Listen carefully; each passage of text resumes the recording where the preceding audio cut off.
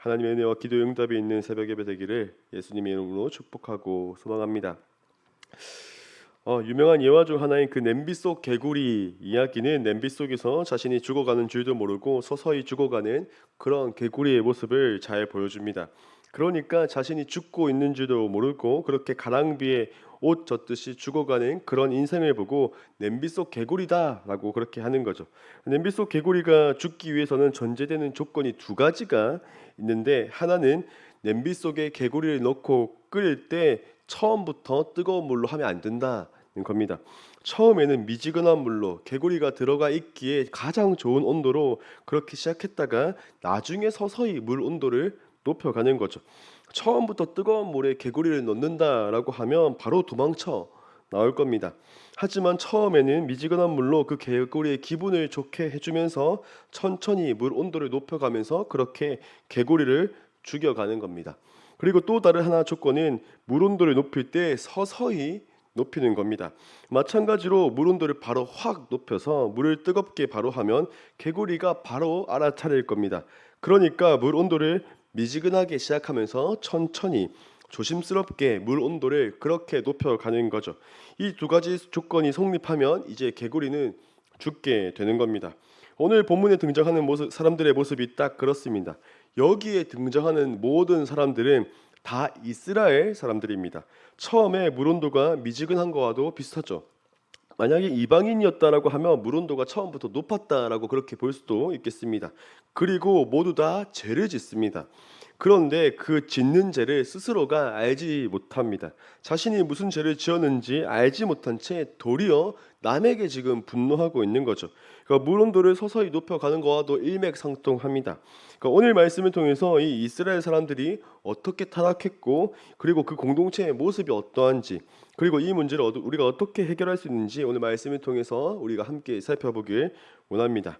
그러니까 오늘 본문은 그 금요일 큐티 본문에서 이어지는 그런 내용입니다.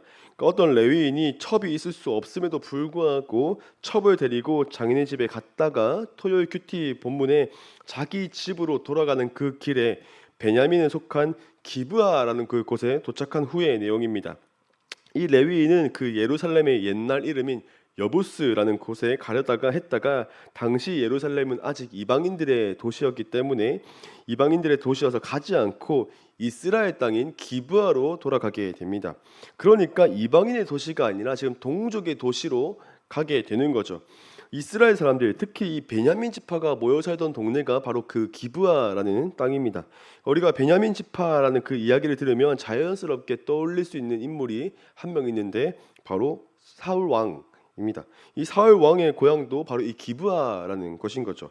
여기 이 기브아라는 그 동네에 도착했는데 아무도 환대해 주지 않아서 결국 기브아에 살고 있는 에브라임 지파 사람의 어떤 한 노인의 집에서 이 레위인이 그렇게 머물게 됩니다. 그렇게 노인의 집에서 즐겁게 휴식을 취하고 있는데 갑자기 그 기브아의 불량배들이 그 집에 찾아옵니다. 여기서 이 불량배의 원어를 살펴보면 벨리알이라고 그렇게 하는데, 번역하자고 하면 무가치함, 파괴, 파멸, 비열함이라고 할 수가 있겠습니다. 그러니까 이 불량배들이 가져올 결과가 바로 이런 것들, 무가치하고 파괴하고 파멸시키는 거라는 거죠. 그리고 나서 하는 말이 내 집에 들어온 사람을 끌어내라, 우리가 그와 관계하리라라고 그렇게 말합니다. 그러니까 원래 전통적으로 그 이스라엘 문화 안에서는 나그네가 낯선 곳에 오면 그 나그네를 잘 대접하는 게 그 지역의 이스라엘의 문화였습니다. 그런데 기브아 사람들은 이 레위인을 환대하지도 않았는데 거기다가 그 사람을 끌어내서 지금 동성애를 하겠다라는 거죠. 정말로 이스라엘의 영적 상태가, 영적 타락이 얼마나 심각했는지를 지금 잘 보여주고 있습니다. 그리고 이 말을 들은 그 노인의 반응도 정상적이지가 않은데, 바로 그 레위인을 내어줄 수는 없지만 자신의 딸과 그 레위인의 첩은 내가 내어줄 수 있다라는 거죠. 그리고 그 사람들을 불량배 당신들 하고 싶은 대로 마음껏 하십시오 이렇게 말하는 겁니다. 게다가 그 대신에 레위인만은 건들지 마라라고 지금 말합니다. 그러니까 분명 레위인을 잘 대접하고 한대한 그런 노인인데 이 노인조차도 그 낯선 나그네를 대접한다라고 하면서 자신의 딸과 그 첩은 나 몰라라 지금 하고 있는 거죠.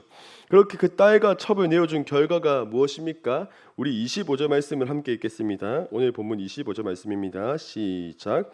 무리가 듣지 아니하므로 그 사람이 자기 첩을 붙잡아 그들에게 밖으로 끌어내매 그들이 그 여자와 관계하였고 밤새도록 그 여자를 능욕하다가 새벽 미명에 그러니까 이 불량배들은 노인의 말을 듣고 첩을 데리고 가서 밤새도록 그 여자를 집단적으로 성적으로 유린하고 그렇게 자신의 이름처럼 파괴시켜 버렸습니다. 그 사이에 이 레위인은 아는지 모르는지 그냥 잠에 빠져 있었을 겁니다. 그리고 그 첩은 아침에 그 노인의 집 문 앞에 엎드려져 겨우 문지방에 손을 올리고 있는 그런 상태로 발견됩니다. 집에 들어가지도 못하고 고작 문지방에 거기다가 손을 올리는 게 그 첩이 할 수 있었던 최선이었던 거죠. 그런데 여기서 이전까지는 이 레위인과 그 첩의 관계를 성경을 살펴보면 그의 남편이라고 그래도 부부 관계로 이 둘 관계를 그렇게 묘사했다라고 하면 이제 여기서부터 그의 주인이라고 말하면서 부부 관계가 아니라 주종 관계로 지금 설명을 하고 있습니다. 그러니까 아무리 첩이라고 해도 이 레위인은 이 여인을 고작 물건 정도로 그렇게 지금 생각을 하고 취급하고 있는 거죠. 이 여인의 이런 모습, 이 죽은 모습을 보고 이 레위인은 이 여인의 시체를 12덩어리로 그렇게 나누고 이스라엘의 12지파에게 다 보내어 버립니다. 그러니까 지금 이 기브아 사람들이 이 여인에게 한 짓을 보십시오라고 하면서 이 이스라엘 지파들에게 다 알리고 고발하는 거죠. 자신이 생각하기에는 이 기브아 사람들의 행동이 지금 말도 안 되는 그런 징계가 필요한 일이다라고 그렇게 생각을 하고 있는 겁니다. 실제로 내일부터 있을 그 본문에 보면 이 기브아 사람들 그러니까 이 베냐민 지파의 모습을 보고 다른 지파들이 들고 일어나서 이 베냐민 지파를 다 몰살시켜 버리고 장정 600명만 남겨놓고는 다 죽여버립니다.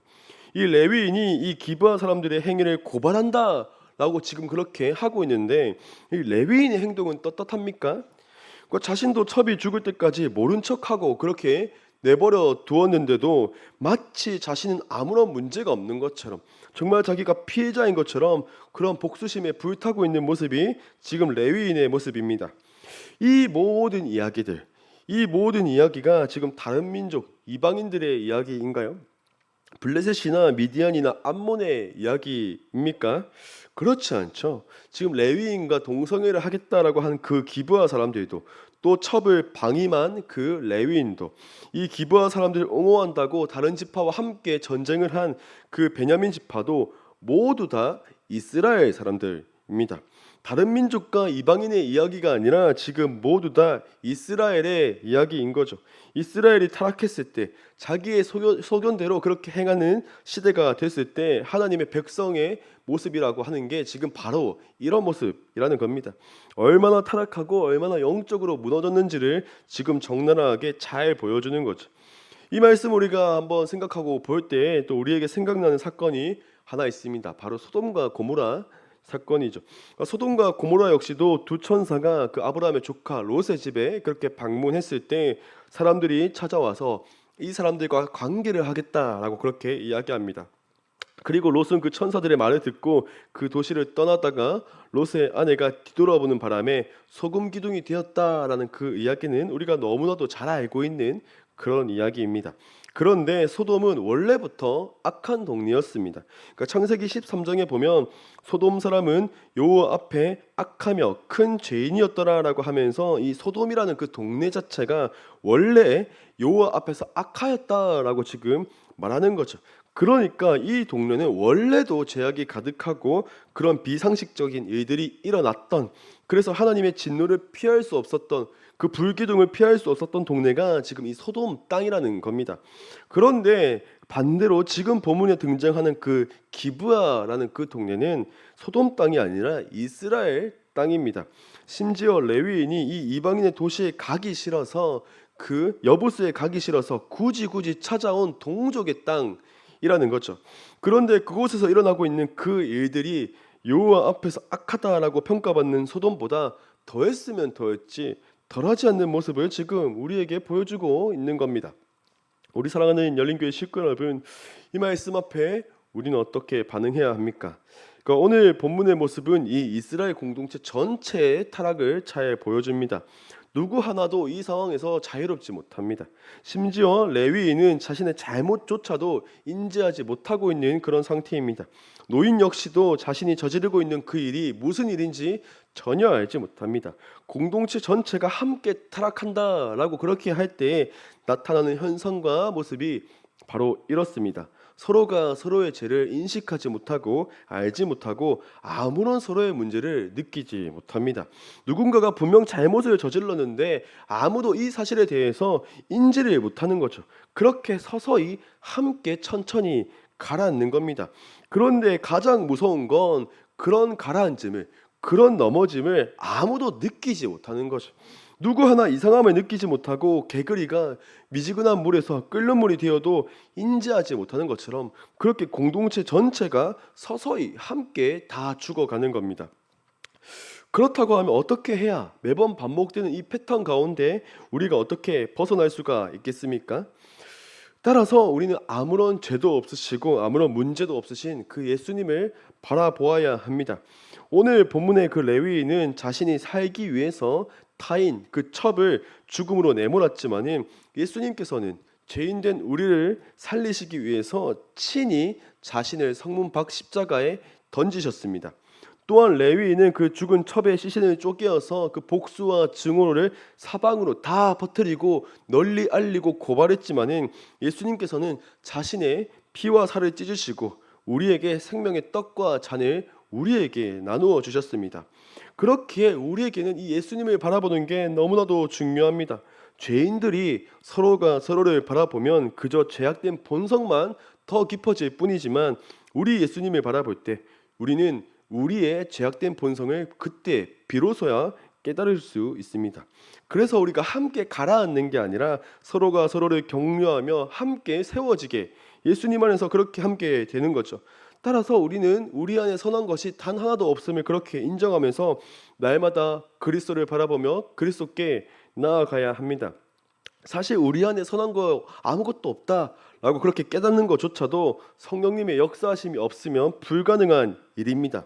전적으로 그분의 은혜가 있을 때 우리는 이 굴레에서 벗어날 수가 있습니다.